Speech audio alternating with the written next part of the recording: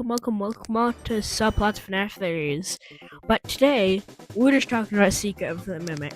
Because one of my bigger Secret of the Mimic videos, or another one of my favorite theories that I'm doing, is going to come out sooner or later. And I would like to mention sooner or later. So, while we're waiting for that video to be finished, today we're just talking about why I love Secret of the Mimic. Whoa, dude, this is my episode! Nah, it's mine now. Okay, let's first talk about the main gameplay of the game. One thing I love about the whole gameplay is the data diver. I just love how it overall works.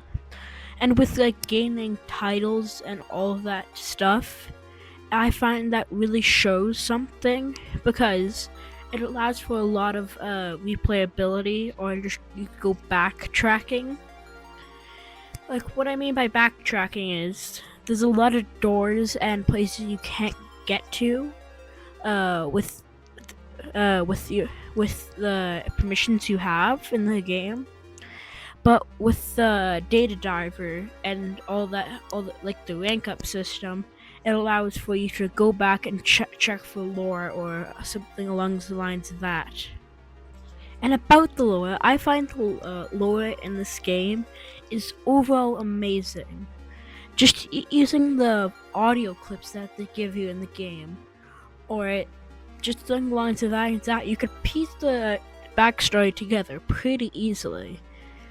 And if you want extra details about it, you could go like for the male stuff, or something along the lines of that, which I find is interesting. But another thing I'd like to say about this game is the feel of the game, of how I enjoyed playing it. And playing this game was amazing. Even though at launch there was a lot of bugs with it.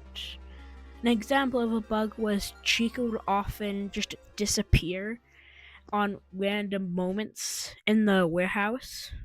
Very strange, but cool. Very strange, but the glitch helped a lot of runners with it, just make sure it goes faster. But the overall feel of the game was amazing, with how they present the story, the gameplay loop, and the replayability of the whole entire game. But next thing I'd like to talk about this game is the overall narrative and the visuals. The first I will be touching on is just the visuals of the whole entire game. The visuals are amazing. Even though a lot of first day people did the game on 100% lighting, but if you go to Markiplier's channel, he does it on, I believe, about 50%, what you're supposed to do, and it's one of the most terrifying things I've ever seen in my life. Having it on a lower lighting setting made the game an entire different thing, and how it just overall feels, and how it feels more gloomy, and overall makes it more scary for the whole entire experience. One last thing with the narrative, I find it was straightforward. You could tell the story by just going through a playthrough normally, but going a bit more off the main path, and going for more details is a very interesting thing with what they've done with it. Last thing I'd like to touch on is just the music of the whole game. The whole entire game music is pretty good, but there's a lot of broken things with like the ambience breaking a lot. And with the ambience breaking, it breaks the whole entire feel or the whole entire game itself. But overall, the ambience, the music parts were amazing. And one thing I'd like to touch on with the music and stuff is the chase scenes. The musics were top notch. Like the dolly chase, actually, dolly chase is my favorite, but the big top chase is easy second.